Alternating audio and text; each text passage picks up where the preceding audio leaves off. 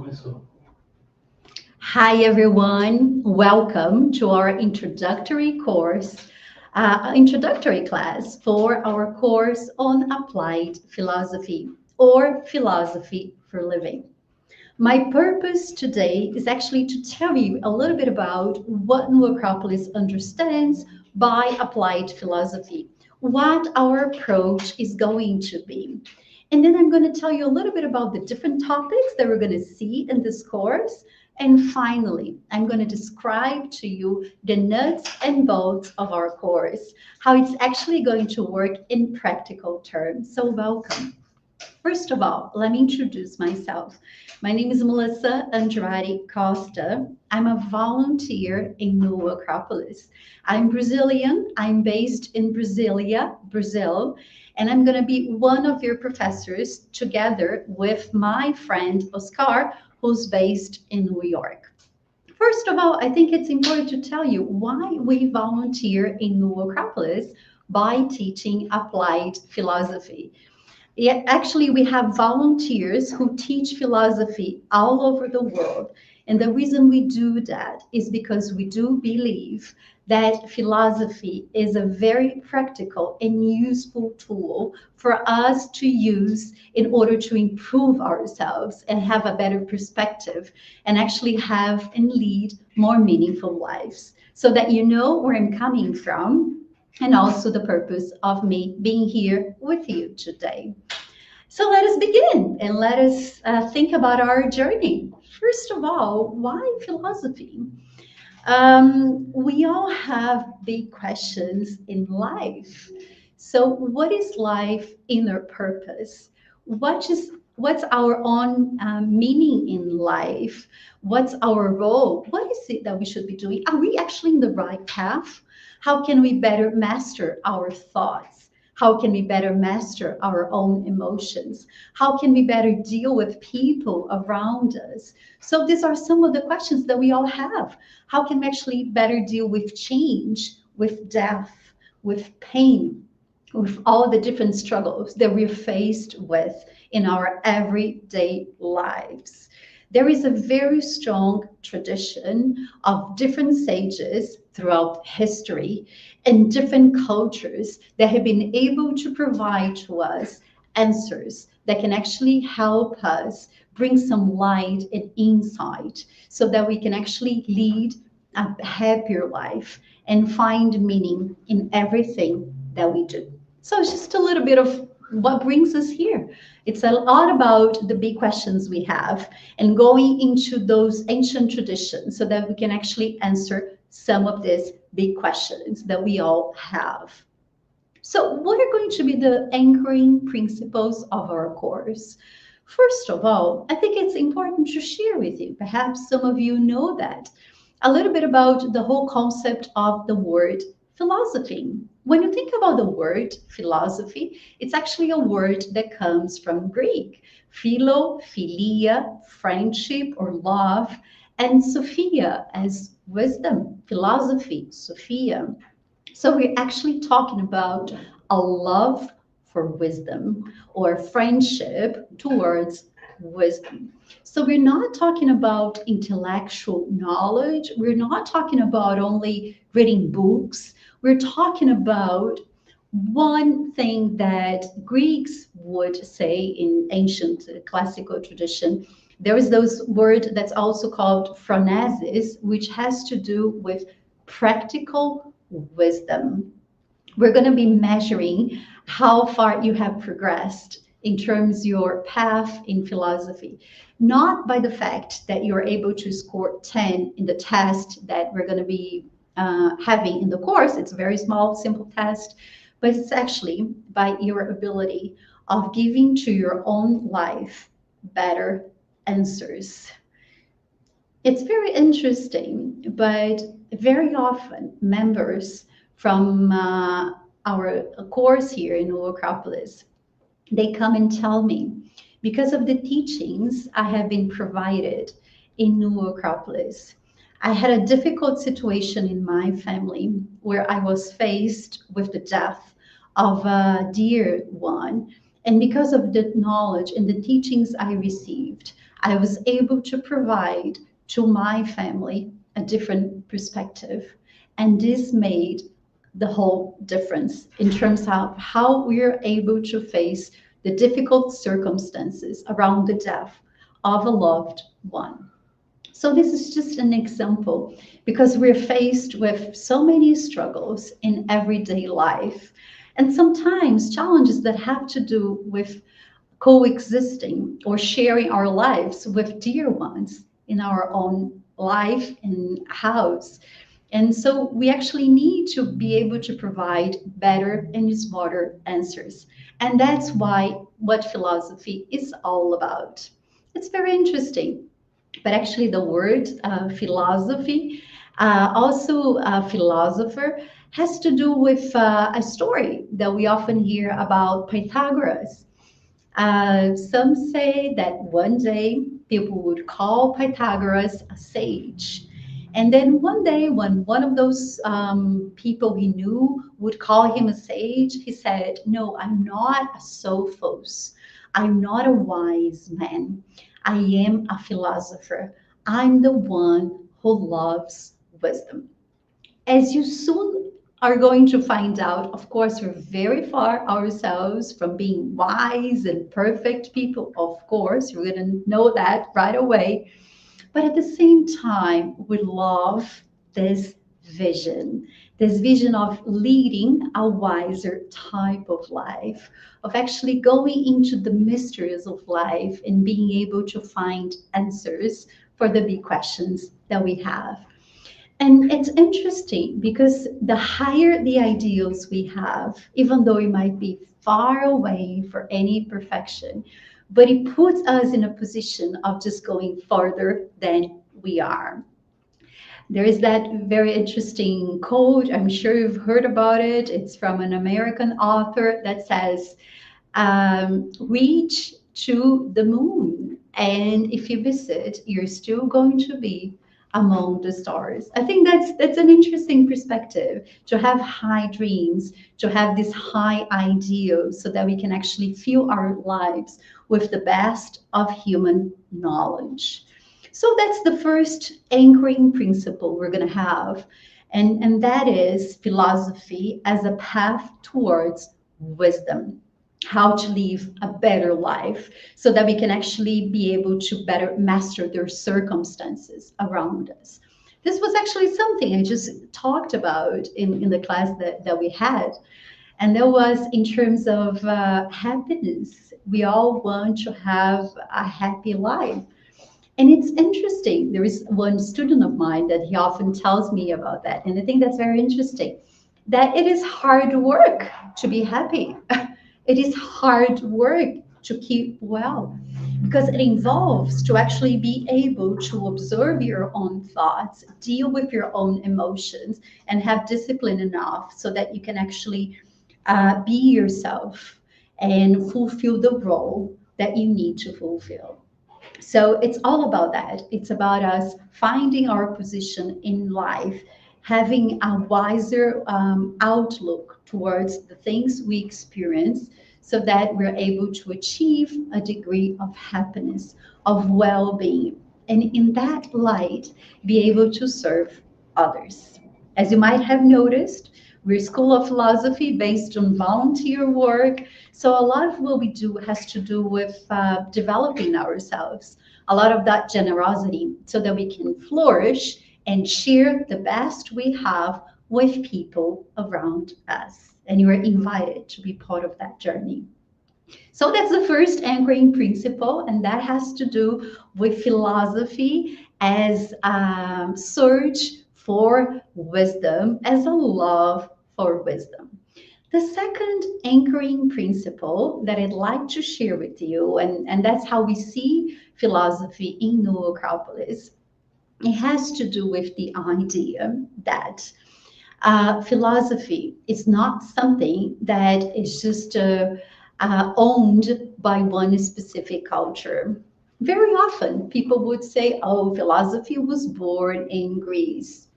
I wouldn't say that.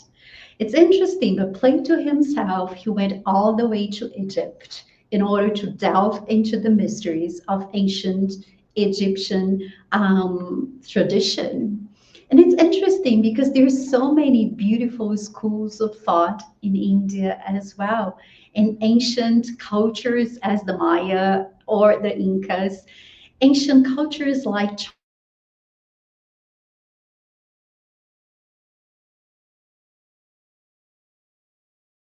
and in terms of different traditions from East and West.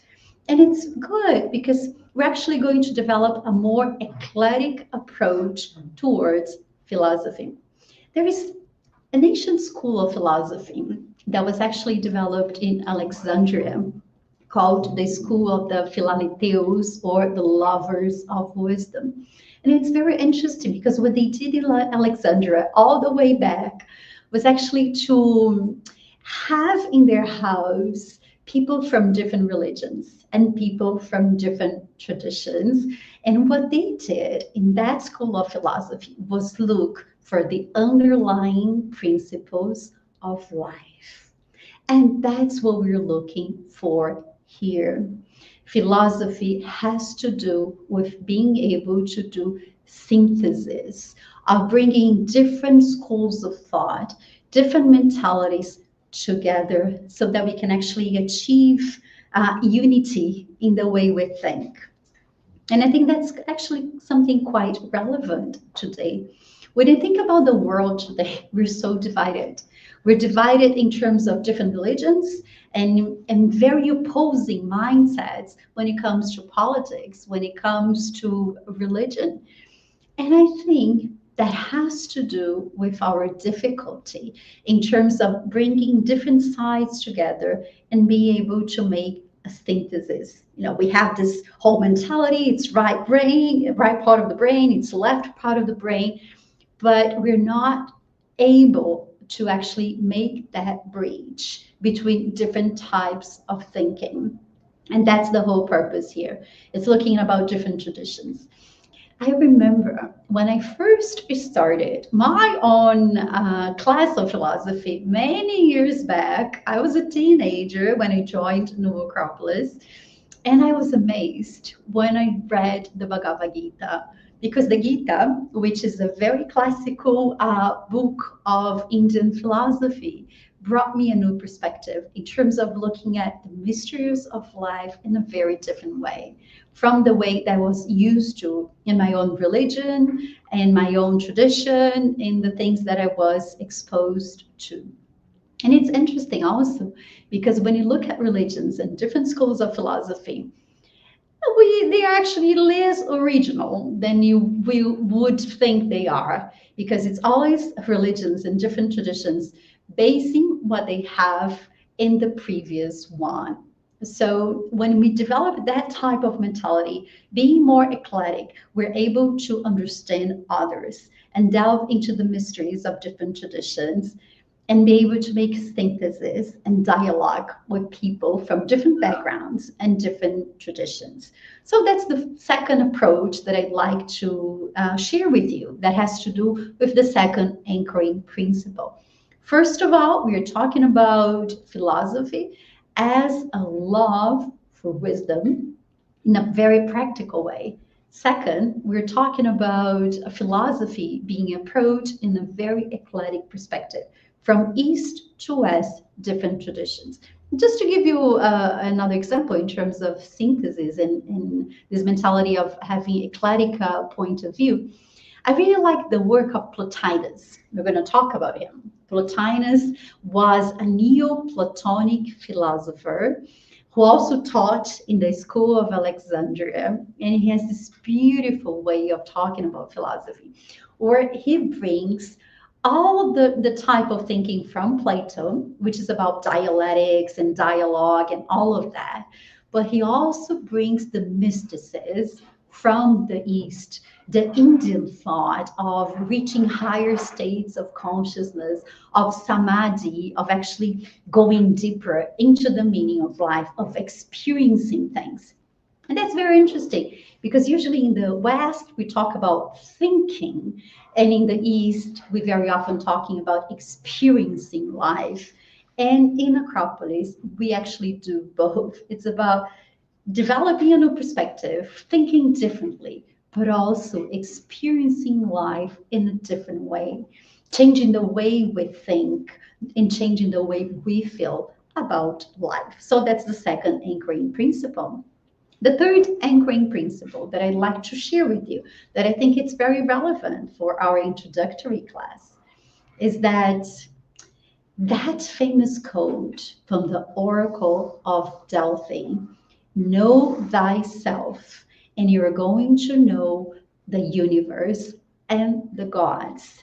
This remains very valid. And we're going to use that very strongly in our course and approach. This is actually a very deep thought. It has to do with understanding that human beings are a microcosm, which means that all the laws in nature, they're all inside of us. We very often think about nature as something distant and something separate, but everything we observe, all the laws of nature, they're very much inside of us. And that's why being able to understand the laws of nature doesn't have to do with only reading the books, but being able to observe ourselves inside and observe the laws of nature around us. It's very interesting, but one practice that we often recommend in New Acropolis is that everyone should actually develop the habit of keeping a journal so that you're able to think about what you did, your high points, your low points, so that you can actually learn from your own experience. So self-knowledge is actually crucial. There is another quite famous author, was actually the one who wrote the poem of the Ninth Symphony. And what he would tell us is look at yourself, and then you're going to have insights about the others. Look deeply at the others' hearts, and then you're going to have deep insights about who you are. So it's all about that, about us on connection with our humanity. The more connected we are with whom we are, the more we observe the laws of nature inside of us, we're able to understand what human experience is all about. There is another quite famous quote by Carl Jung that I really like, and then he says, those who look outside dream, and those who look inside awake. So, our purpose here is actually to awaken ourselves to the underlying causes of life. There is also another very interesting and beautiful book by Mabel Collins, who was a theosophist. And she wrote this beautiful book on that's called Light on the Path. And she says that behind this whole life that we know, there is another world, which is the world of causes, the world of thoughts, the underlying causes of nature. So it's about conceiving that everything that we observe is actually a consequence of what we are inside. When you think about change, very often we think about change as changing institutions, changing the government, and of course, it has to do with that as well. But at the same time, what is the hardest thing to do is change ourselves, who we are. And it's actually the deepest, the most profound thing we can do, which is looking at our inner nature, our motivations, who we actually are. Because by changing who we are, we changed all the world around us. It's interesting. But even when we think about big world phenomena, such as wars and such as conflicts and the struggles that we have as a society, when you look deep inside, you're going to see that all the causes of poverty, of war, conflict, they're actually there inside of our own hearts. So we have to stop projecting those shadows that we have over other people, over the leaders that we have, but identifying that it's all within who we are. And that's why, actually, to do philosophy, it's about being brave. It's about seeing the depths of your soul and better understanding the human nature that's inside all of us. So that's the third anchoring principle. So we have already three big anchoring principles to talk about and things that are actually the basis of our course. First of all, love for wisdom. So it's about philosophy in the classical tradition. It's very practical. It's about building ourselves. Second, we're talking about a very eclectic approach to philosophy. It's about a comparative study that we're going to be looking at from east to west. And thirdly, we're talking about knowing ourselves so that we can actually change from within and from that being able to serve the world. That's the whole idea here. So let's talk now about some of the topics that we're going to have in the course of the next few weeks. It's actually quite a lengthy and deep journey, not so lengthy. It's just, it's about 5 months we're going to have, but it's quite profound in terms of the breadth and the extent of the things that we're going to have.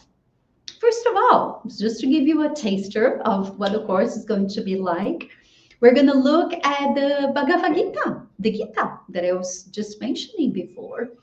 The Bhagavad Gita is actually one of the most classic books of Indian tradition. He talks about the greatest struggle inside of us between the Pandavas, which stand for our principles and virtues and the high side of all of us.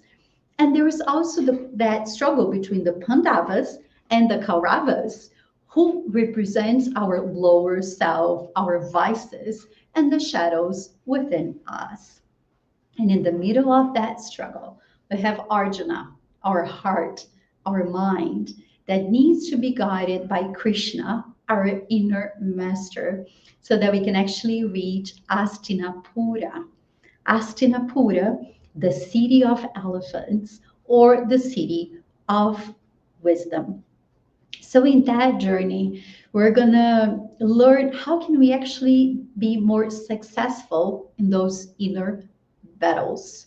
So we're gonna talk about Dharma, the big concept of law, the natural law in the Hindu tradition. We're gonna talk about karma and clarify some of the concepts and also misunderstandings around it.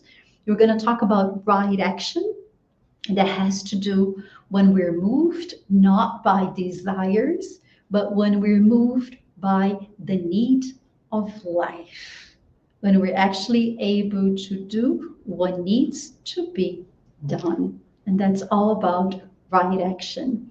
So that's one of the books we're going to be looking at, the Bhagavad Gita. We're also going to look at another beautiful classical book, and that is The Voice of the Silence. The Voice of the Silence is this book from Tibetan tradition. And it's interesting, very ironic, the voice of the silence, but it has to do with the voice that comes from within after we are able to silence our own mind. So it's about inner life. So we're going to talk about the way to actually listen to our hearts to be able to be true to ourselves. And one of the things this book talks about is in terms of finding the nature of dharana. Dharana has to do with attention, of being able to penetrate in the heart of things, to be present in this very moment. And from that presence, being able to connect with all the world around us. It's very interesting. There's another philosopher that we might approach at some point in the course, who's Siriham, who is also from India, theosophist as well. And he talks about that state of mind of awareness. And philosophy has to do with helping us to amplify, to increase our awareness so that we are actually able to see more, feel more, perceive more of life around us and also inside of us. So that's the second book, one of the books you're going to see, which is The Voice of the Silence. Another book that we're going to be looking at, we're going to look at Confucius, the Confucius tradition. It's a beautiful tradition as well, comes all the way from China. And Confucius, he tells us something very interesting. He describes Li as the law of nature. That's actually behind everything. And in his concept, what we should do is learn how to lead a more ceremonial life so that we're able to make the bridge or build a bridge between the laws of nature and our daily life. It's very interesting because the traditional Chinese culture, it's very ceremonial. And having a more ceremonial life has to do with seeing things as sacred, dealing with things in our daily life with the presence of our hearts. Because if we manage simple daily things like eating, like laying out a very nice table and just being there present, our heart is there, and that moment becomes sacred. And that's what a ceremony is all about. And he's going to tell us about the way of being of the man or the woman who are Jew. Jew stands for the noble person, that person who's able to develop high virtues, who's able to share with the others the best version they have. And through that generosity of sharing the best that person has, serve the world and enlighten the world to a certain extent. So it's a little bit about Confucius so that you know where we're coming from. But of course, I told you a lot about Eastern traditions. We're gonna go into the classical books of Western traditions as well. So we're gonna look at Plato, for example. Plato is one of our favorite ones. I know he has this beautiful and extensive literature that we're going to be exploring. And Plato, for example, he talks about the archetypes. We're going to look a lot about the archetypes because philosophy, the way we do it in Acropolis, it's a lot about archetypes. It's a lot about seeing the patterns behind everything we do.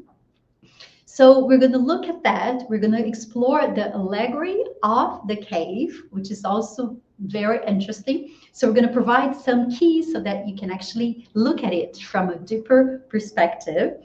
And there is this very interesting book from Plato, which is the Republic.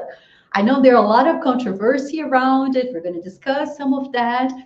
But one thing about Plato that's very interesting in that specific book is that he talks a lot about education. And one of the things he talks about is about the ability that we should develop in terms of combining music and making people more sensitive, the art of the muses, and at the same time developing people the capacity of going outside and making things happen.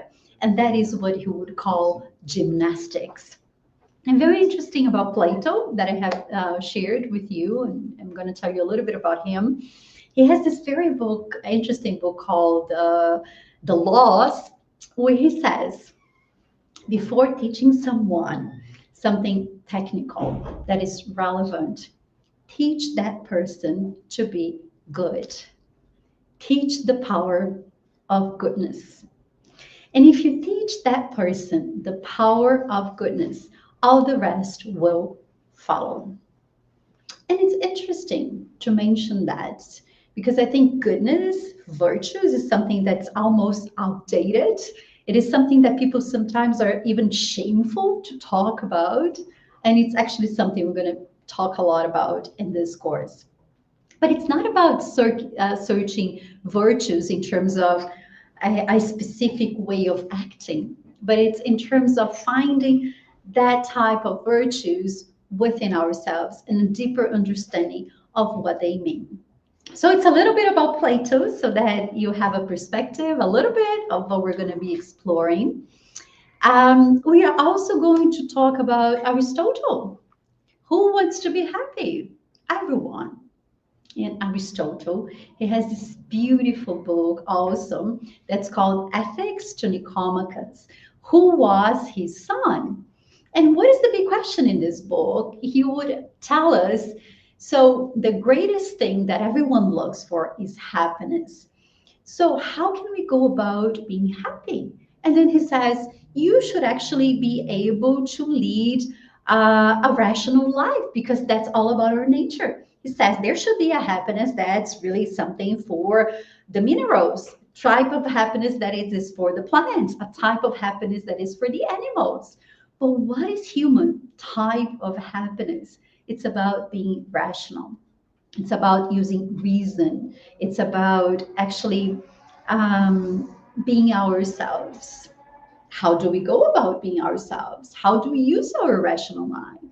And then he goes, develop virtues. Virtues are the powers that we have within us. Actually, the word virtues, vir from Greek, has to do with power, the powers of the soul. So the more patient we have, the more compassionate, the more disciplined, the more actually very persistent, the more virtues we have, the more powerful we become, and the happier we are as well. Because when we are ourselves and when we unleash the powers that are within us, we find a great degree of happiness that comes from being. We find joy, and that's very natural, in doing a lot of things. But what about finding joy and happiness in who you are? And that's not so easy because we also want to do things all the time and we need to do things all the time. But what about finding in ourselves a state of mind that is stable, that is present, and then no matter what you do with your heart. And that's about developing virtue. It's about developing the potentialities that we have inside of us. So that's a little bit about Aristotle. And of course, we're also going to explore the Stoics, the famous Stoics. Now they're quite fashionable these days, the Stoics.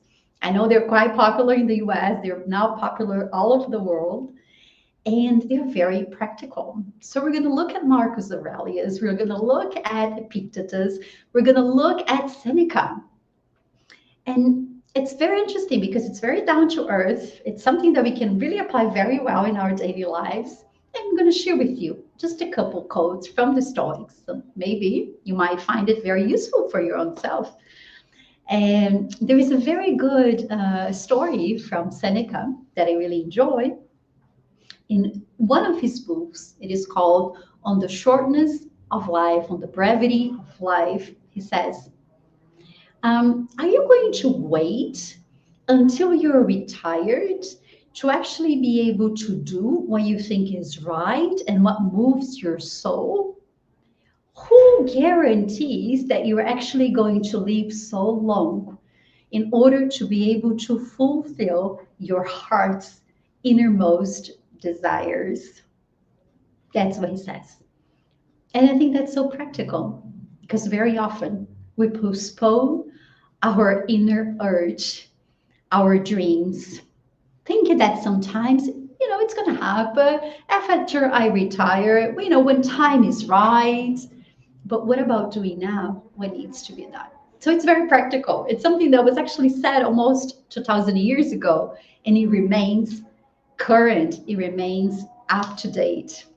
And that's what we mean when we talk about what is classical.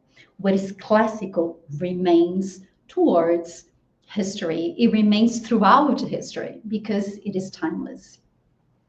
Another very interesting quote from Marcus Aurelius that I really enjoy. I remember from my first level course that I did so many years back that it really moved me. Marcus Aurelius, he says, live today as if it were your first and last day. I think that's quite a powerful sentence. What if now were the last moment that you have and you didn't wake up tomorrow? How would you go to bed tonight? With peace in your heart, with peace in your mind. So, what needs to be done is to be done now. And that's all about being present. Seneca says something very interesting. The Stoics, they would go by saying, Momentum mori.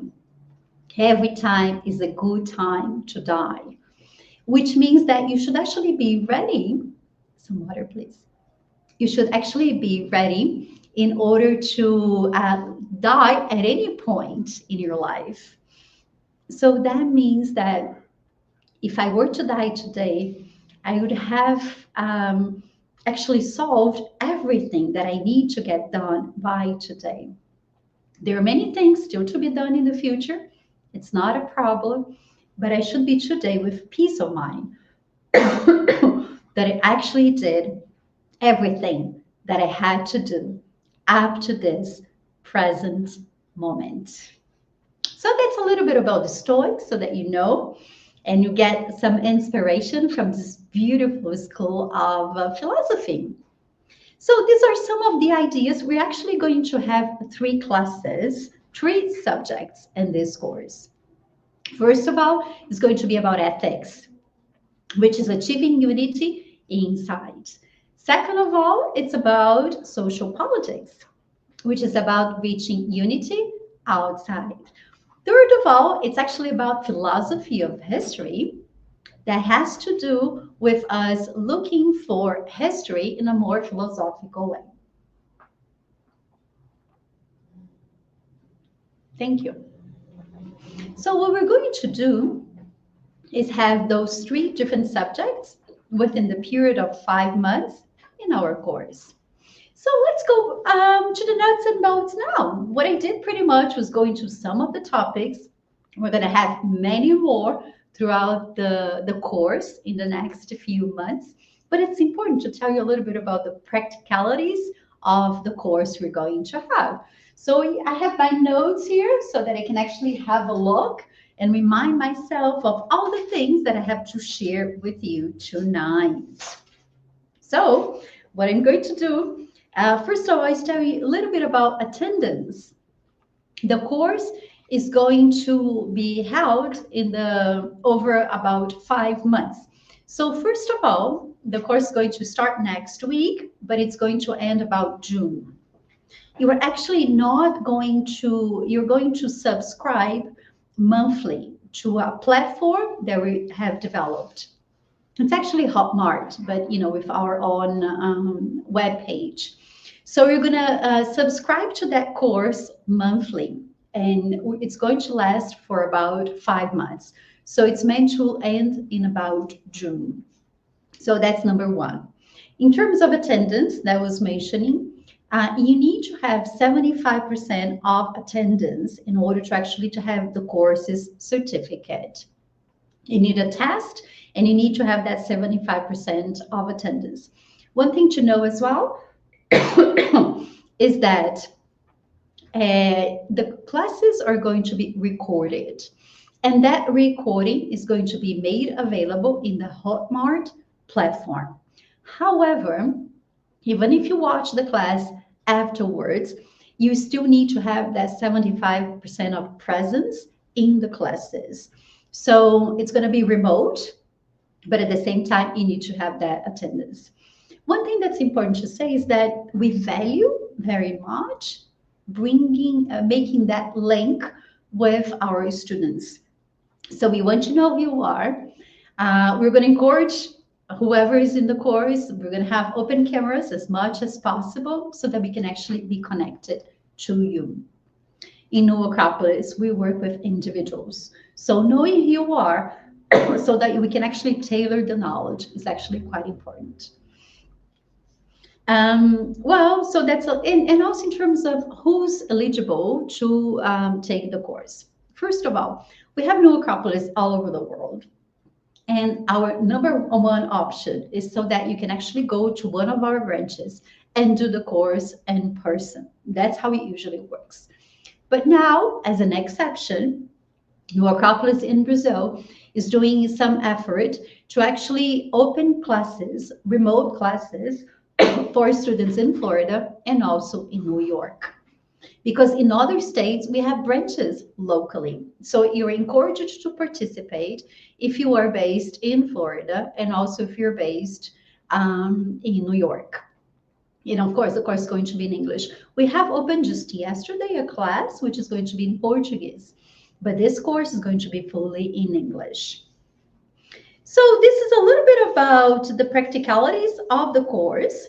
It's going to be a pleasure to have you attending this course with us, with myself and my colleague Oscar. All the further information, it's all available in the links that we're going to be publishing here in our channel, so they can just look at that. And of course, if there is any questions or anything, you're also welcome to ask. So that's pretty much that I wanted to share with you tonight. It's a pleasure to be here out of a pleasant call of duty, because we do believe that this type of knowledge that we share is very precious and it's very much needed in the world today, not only for our comfort and benefit, but because everyone can benefit from a wiser society. It's about making changes within so that we can actually be better people and have a better outlook and perform better whatever we have to do in all the roles we have. It's a call to serve and serve in a wiser way. So thank you very much. It's a pleasure, and I hope to see you next week in the first class of our course on philosophy for living or applied philosophy, and get to know our channel as well. Not only our YouTube channel, our international web page, we're everywhere. There is always that call of understanding and philosophy everywhere, because we're all human beings. We all have big questions and we need to be able to look out for answers. I really like the term inner urge. I don't know if that makes sense to you. Inner urge has to do with that call that we all have to lead more meaningful lives and put ourselves at service. So thank you so much. It was a pleasure to be here, and I hope to see you in our course starting next week. Thank you.